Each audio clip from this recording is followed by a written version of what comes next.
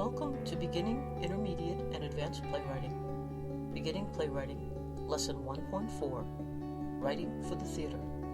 When you are writing a play, as you are choosing the elements to tell your story, keep in mind that everything you ask for has to be bought, built, borrowed, or found.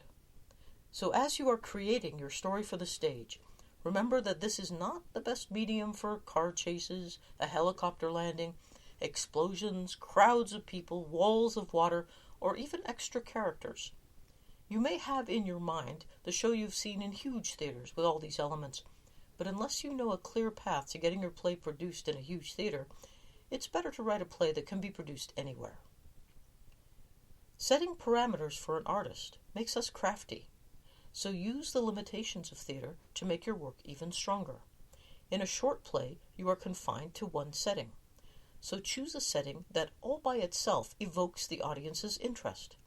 Not just a forest, but an overgrown city.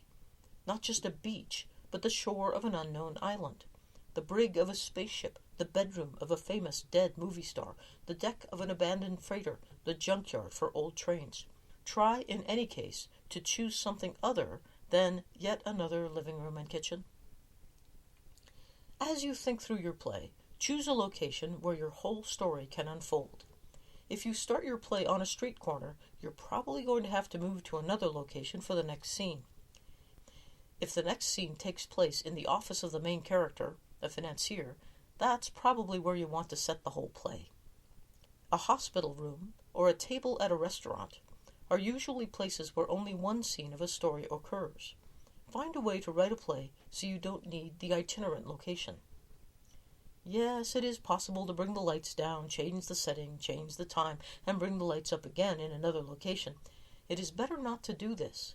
While the lights are on and the tension level on stage is strong, you hold the audience's attention in your hands. When you turn out the lights, they come out of the play. When the scene starts again, you have to get their attention all over again. Stopping and starting a play can feel to the audience the same way we feel in a traffic jam. Let's just go. Besides, when you keep stopping the scene, you lose the power you have just begun to gather from a sustained significant tension level. This power is cumulative. The longer you sustain the tension, the more it will affect the audience. So having set that in motion, don't let it go.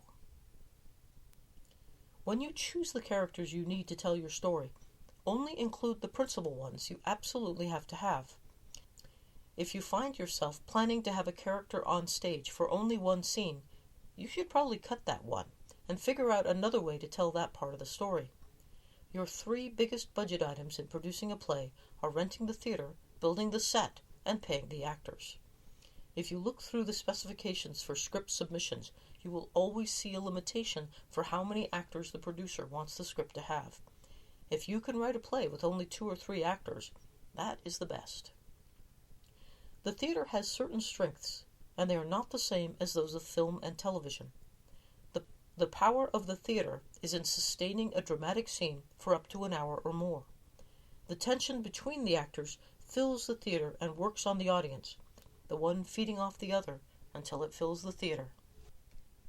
Unlike in film, it is the playwright who creates this system of energy and the playwright who makes it work. In film and television, scenes can be as short as just a few seconds before the camera cuts to another time and place. The relentless eye of the camera requires constant change to hold the attention of the viewers. In the theater, the lights come up on characters in a setting, and there we stay. To hold the attention of the audience moment by moment, the playwright must sustain the tension level with every word and action. A screenplay writer who writes himself into a corner can simply write cut and move to another time or place, or even just fast-forward the conversation to the next interesting bit. In the theater, the playwright who writes herself into a corner has to write herself out again. The play, from the lights up to lights down, depends on the playwright for it to work. To make a play work, the playwright must be crafty. This is why the playwright's contract is significantly different from that of the screenwriter. There is a paragraph in the playwright's contract that says that not one word of the script may be changed, and this includes punctuation, without the written consent of the playwright. Having said that, There are a number of elements of the production that the playwright is not the boss of. The most important is how the play is performed. It is the director's job, together with the actors, to determine how each moment on stage will be played. The playwright should not interfere with this, because actors and directors are really, really good at it. So when you write stage directions for your play, keep them to a minimum. Stage directions should only include those actions without which the story cannot be told. Entrances and exits are the playwright's job, and actions like Darren takes out a gun and shoots Paul, or Mimi hides in the closet. Don't use stage directions to tell actors how to play a moment or how to say a line. You really don't want to do this. Actors are terrific, and you don't want to get in their way.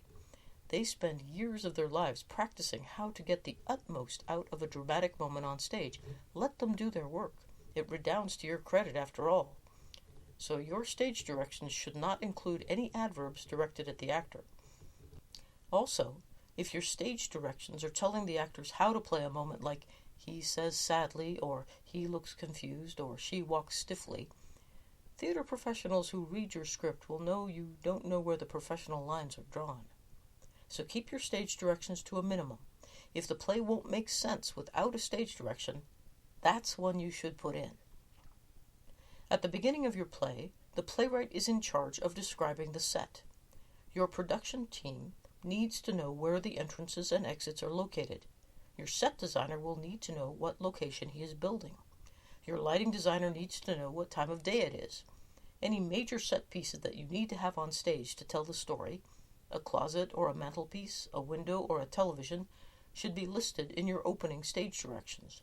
If, many pages later, you find you need a certain painting on the wall or a desk and chair, go back and write it into these opening stage directions. That's where your design team will look for it. So, with all these parameters, why should we write for the theater? The theater isn't good at explosions. It's not good at violence. If you beat up an actor on the screen, or eviscerate him, or dismember him, the audience knows it isn't really happening in front of them. If you hit an actor on the stage, the more realistic you make it, and the more prolonged, the more the audience starts to worry about the actor.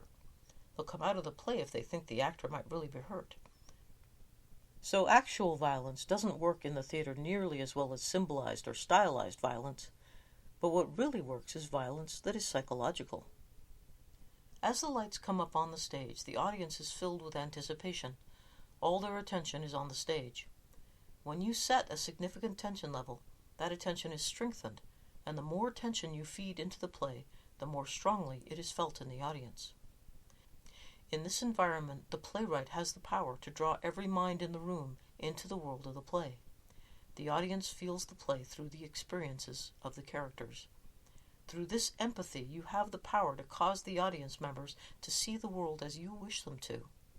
As the characters are changed by the events of the story, the audience experiences that change as well, and they do it as a shared experience. And you can sit in the theater and watch it occur. There are all kinds of theater performance, from street theater to skits to musical comedy reviews, but this is the theater's greatest power, and it is the playwright that brings theater to that level.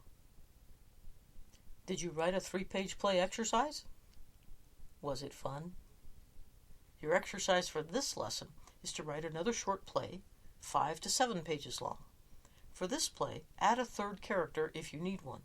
Again, it should have a strong beginning, a significant tension level, the characters should have strong character cuts, and it should have a big ending. Don't change the time or place. Practice sustaining the action of the play in one place and time, and hold on to the momentum that the tension will create. To make your play longer than 3 pages, you will need 3 or 4 more events between the beginning and the ending. Use each of your characters to make the choices, the plans, that carry the play along. Off you go, write the play. In our next lesson, we will deconstruct your short play exercises and test the various elements.